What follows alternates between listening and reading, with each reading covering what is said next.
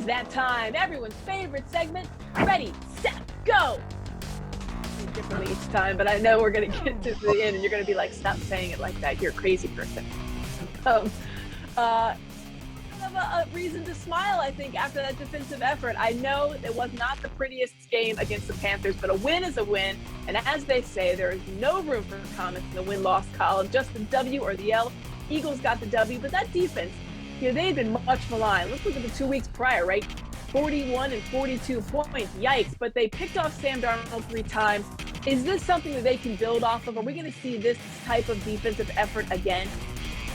Well, let me first start by saying, this is Philadelphia. Win, lose, or draw, there's always room for commentary. And while I'm pleased about the W because they're hard to get, I'm just not pleased with the method with which they acquired the W.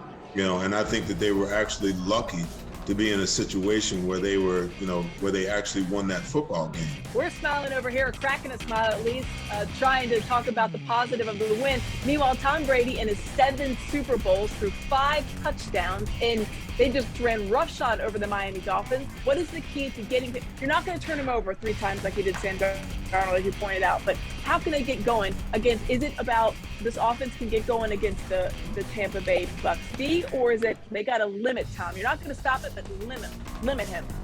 Well, I think it's a combination of things. I think that, obviously, you've got to be productive on the offensive side, and they've got to put points on the board because you're talking about a team that's so talented. They have the ability to put points up every possession. But I think the Eagles just have to figure out a way to, as crazy as it sounds, you don't want them to establish a running game, the Tampa Bay Buccaneers.